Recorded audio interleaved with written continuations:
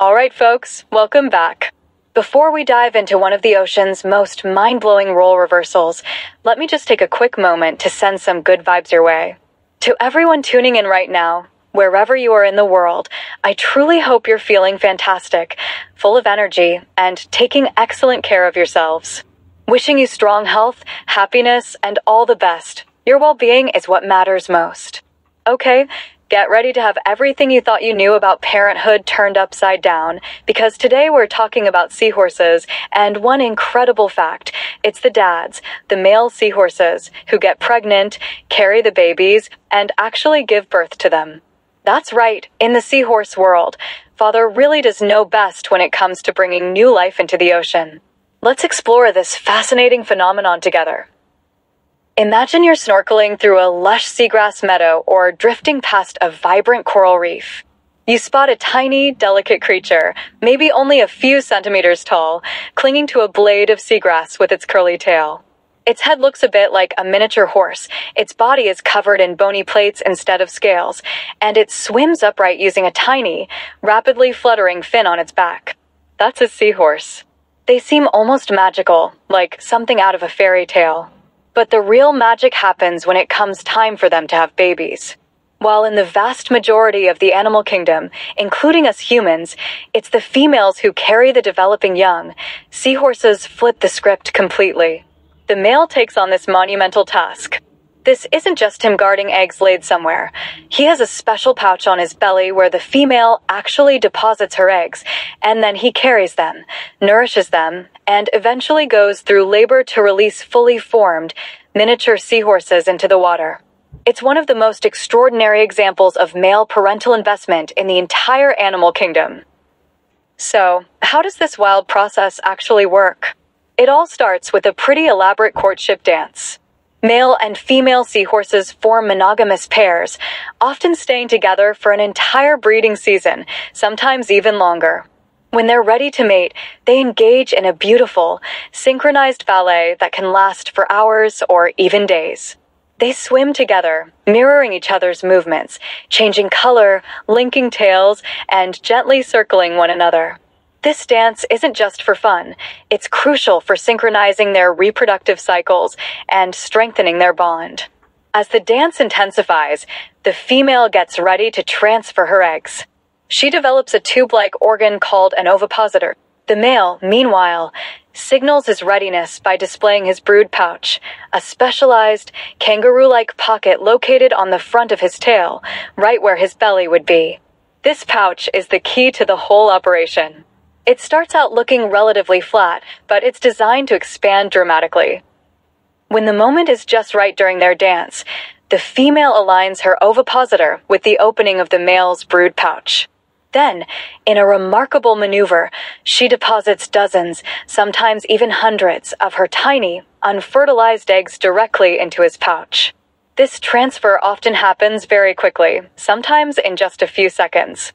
Now, here's where it gets even more interesting.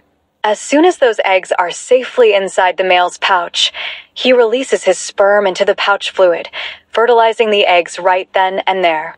The eggs aren't just dumped in, they get embedded into the soft, spongy tissue lining the pouch. The male seals the pouch shut. At this point, the female's direct role in reproduction is essentially over. Her energy investment was in producing the eggs. Now, the baton has been passed, quite literally, to the father.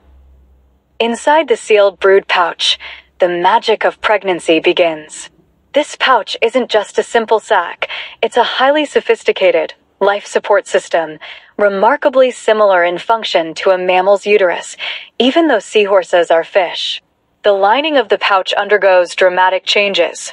It thickens and develops a rich network of tiny blood vessels. These blood vessels are vital because they allow the father to do something incredible. He actively nourishes the developing embryos.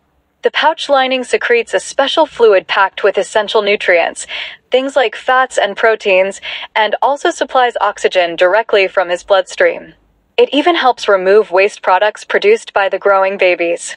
This isn't just passive incubation, it's active, physiological support. The father is literally providing his developing offspring with everything they need to grow, effectively exchanging nutrients and gases through the pouch lining, much like a mammalian placenta functions. Scientists have even found hormone levels, like prolactin, which is involved in milk production in mammals, changing in the pregnant male seahorse, suggesting complex hormonal control over this pregnancy, similar to females in other species. For the next several weeks, depending on the seahorse species and the water temperature, the male carries this precious cargo. His belly visibly swells as the embryos develop inside their individual little compartments within the pouch. He continues his normal life, hunting for tiny crustaceans like copepods and shrimp larvae by sucking them up with his snout, moving carefully through his habitat, clinging to seagrass or coral to avoid being swept away by currents. But he's now carrying a significant burden. Carrying all those developing young is energetically costly. It makes him heavier and less agile, potentially making him more vulnerable to predators. He has to work harder to swim and hunt. This highlights the massive commitment the male is making to ensure the survival of his offspring. As the embryos mature, going through various stages of development, the environment inside the pouch also changes. Towards the end of the pregnancy, the fluid inside the pouch gradually starts to resemble the surrounding seawater. This is a crucial adaptation. It helps the tiny seahorses, called fry, prepare for life outside in the ocean. When the development is complete, the moment arrives: birth. The male seahorse goes into labor. This is an active, often strenuous process. He finds a secure spot, perhaps gripping a sturdy piece of seagrass or coral. Using powerful muscular contractions of his body and tail, he begins to forcefully expel the young from his pouch. He bends forward, then thrusts his body backward or contorts himself, pushing the fry out through the now opened pouch slit. It can take many hours. Tiny, perfectly formed, but completely independent, baby seahorses jet out into the water, sometimes one by one, sometimes in small groups. Imagine hundreds of miniature seahorses, often transparent or pale, each barely larger than a grain of rice, suddenly swirling around the father. It's an astonishing sight. Once released, the father's job is done. The fry are immediately on their own, facing the immense challenges of the open ocean. Very few will survive to adulthood, but the father has given them the best possible start by protecting and nourishing them until they were fully developed. Why did evolution favor this unique male pregnancy in seahorses? What's the advantage? Biologists believe it comes down to efficiency and increasing the chances of species survival. Seahorses aren't fast swimmers. They are relatively poor dispersers, meaning they don't travel far. By having the male carry the young, the female is freed up much sooner to start producing the next batch of eggs. While the male is pregnant for several weeks, the female can use that time to generate more eggs, replenishing her energy stores. As soon as the male gives birth, often within hours or days, he can become pregnant again with the same female. This allows a bonded pair to produce multiple broods incredibly quickly throughout the breeding season.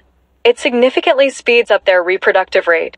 In the risky environment of the ocean, where predators are everywhere and survival rates for newborns are extremely low, producing lots of offspring rapidly is a key strategy. Male pregnancy allows seahorses to maximize the number of babies they can produce in a season, giving the species a better fighting chance. Essentially, it's a division of labor. The female invests heavily in producing energy-rich eggs, while the male invests heavily in the time and energy required for gestation and protection. Both parents contribute significantly, just in different, specialized ways. The brood pouch itself is a marvel of evolutionary adaptation. Not all male fish with pouches provide the same level of care. In pipefish, close relatives of seahorses, males also carry eggs in a pouch, but they often provide less physiological nourishment.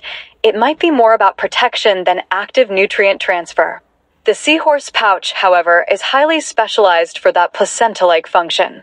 The development of this pouch is actually controlled by hormones similar to those involved in female pregnancy in other vertebrates. Research suggests that the hormone dihydrotestosterone, derived from the male hormone testosterone, plays a key role in developing and maintaining the brood pouch structure. It's a fascinating example of how existing biological pathways can be modified for a completely novel function. Witnessing the birth of seahorse fry is a truly special experience, whether in the wild or in a well-managed aquarium setting. Seeing hundreds of tiny, perfect replicas burst forth from the father's pouch is a powerful reminder of nature's ingenuity. However, this incredible life cycle faces serious threats. Seahorse populations worldwide are declining. They are heavily impacted by habitat destruction, the loss of seagrass beds, mangroves, and coral reefs due to coastal development, pollution, and destructive fishing practices like bottom trawling. They are also victims of the global aquarium trade and, perhaps most significantly, the traditional medicine trade, particularly in parts of Asia, where millions are caught and dried every year, based on unproven medicinal claims. Their unique life history, with low natural survival rates for fry and dependence on specific habitats, makes them especially vulnerable to these pressures. Protecting seagrass meadows and coral reefs is absolutely crucial for their survival. Choosing sustainable seafood options to reduce bycatch and supporting conservation organizations working to protect marine habitats are ways we can help ensure these magical creatures and their unique fatherly superpower continue to thrive in our oceans. So, the next time you see a picture or video of a seahorse, remember the incredible sacrifice and biological wonder embodied by the male. That swollen belly isn't just a curiosity, it's a nursery, a life support system, a testament to a unique evolutionary path. He endures the physical burden, the risks, and the energetic cost to give his offspring the precious gift of a protected development. Male seahorse pregnancy shatters our usual assumptions about parental roles and showcases the incredible diversity of strategies life has evolved to perpetuate itself. It's a profound reminder that nature constantly surprises us, defies our expectations, and operates in ways far more complex and wonderful than we often imagine. That pregnant papa seahorse is a tiny ambassador for the boundless creativity of evolution happening right now beneath the waves. Thanks for joining me to marvel at this underwater wonder. Stay curious, stay healthy, and take care of our amazing oceans.